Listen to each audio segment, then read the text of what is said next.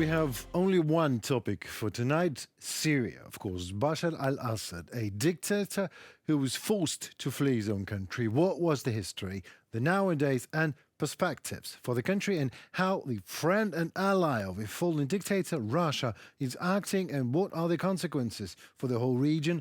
Good afternoon, my name is Henry Keane and we are UATV English, as usual, bringing you the hard truth in easy terms for the whole free world directly from Ukraine. The Syrian president, Bashar al-Assad, has fled the country. His family has ruled for 54 years. His rebels captured the city of Damascus after a lightning-fast advance completed in just under 2 weeks. The Syrian leader had been publicly absent as Islamist militant insurgents spearheaded a sweeping offensive that began in small enclave in northwestern Syria and within only 11 days have completely toppled Assad's rule. In the first announcement on state television following the offensive that took the world by surprise, rebels said they had ended Assad's 24-year authoritarian rule, and his family ruled Syria for over 50 years. You're now watching the statue of Hafez Assad, Bashar al-Assad's father, being demolished. The rebels announced the liberation of the city of Damascus and the fall of the tyrant Bashar al-Assad and the release of all the unjustly detained from the regime prisons, calling on fighters and citizens to safeguard the property of the free Syrian state. Syria's army command notified officers on Sunday that Assad's regime had ended, but the Syrian army later said it was continuing operation against what he called terrorist groups in the towns of Hama and Homs and Deraa countryside. From what we know so far, not too successful though.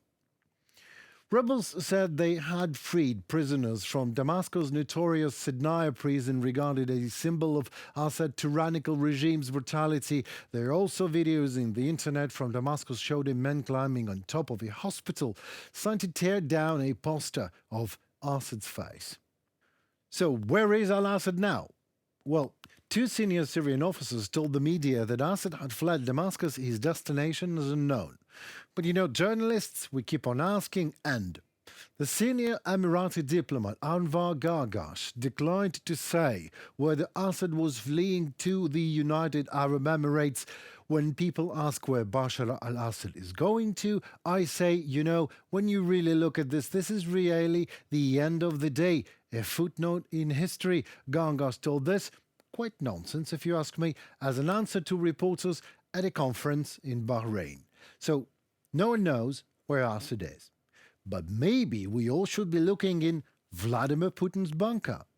After all, Vladimir Putin was loyal and staunch friend of Assad's family dictatorial regime, well, at least back in 2017.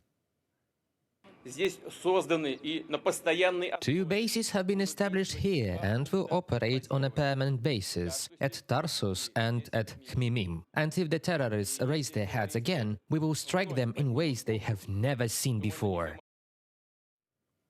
Oh my God, I'm sorry, but who are these people tearing down Assad posters then? Who then Putin called terrorists? Who are they? And where was Russia? What happened to its proclaimed might? Where are these indomitable Russian forces that are going to crush down anyone who is against Putin and or his allies? Where are those fighter jets, super secret services, tanks and military tanks to which al-Assad regime was holding for 24 years and has fallen in only 11 days? And what's now in terms of Putin? As Comrade Lavrov, the very foreign minister of Russia, already announced that Russia would be ready to work, as he said, with any Syrian government. Well, of course, comrade, you would, if only you could.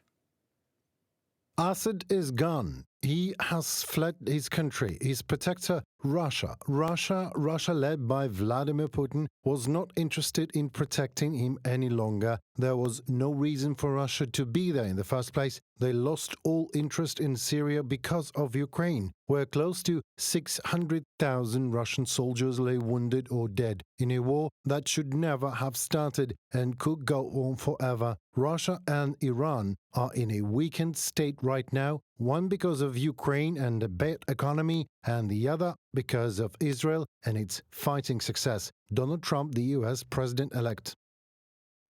And what about the beheaded Syrian government? Well, Syrian Prime Minister Mohammed Ghazi Jalali said the government without Assad is ready to extend its hand to the opposition and turn its functions over to a transitional government. I am in my house, he said. I have not left, and this is because of my belonging to this country, Jalali said in a video statement. He said he would go to his office to continue work in the morning and called on Syrian citizens not to deface public property. Could it all be in new times, really, coming in new leaders are coming indeed? And that could be a promise for all of us, for a new era for the region, maybe. We are open to friendship with everyone in the region, including Israel. We have no enemies except the Assad regime, Hezbollah, and Iran. What Israel did against Hezbollah and Lebanon helps us a lot now. We will take care of the rest. Abu Muhammad al-Julani. Another dictator has fallen and tens of thousands of refugees are returning home to Syria. So what does it all tell us about? First and foremost, the dictatorships will fall. Inevitably, any and each of them. It's pure statistics. And dictatorships that ally with other dictatorships will fall together. I don't know when exactly Vladimir Putin will have to flee Russia in a plane, but to give this topic a finished touch, I would like to give you an outstanding example of how firm and reliable is any negotiation or, God forbid, alliance with Russia. Russia has given Bashar al-Assad a lot of military aid and many air defense complexes such as S-300 amongst this aid. And today, one of these Russian air defense complex, S-300, downed a private jet that has left Damascus. And yes, answering that question that I can see in your eyes, according to flight radar, this was Bashar al-Assad's plane. Well, I guess we shouldn't be looking for Assad in Putin's bunker. That much is clear at least. Well, that will be all, folks, for tonight. My name is Henry Keen. We are UATV English, doing our best to deliver hard truth in easy terms for the whole free world, directly from Ukraine. Don't be shy. Please like, share, and comment. Your voice matters as it helps Ukrainian voice in turn to be heard globally. So stay safe and tune for more. Goodbye.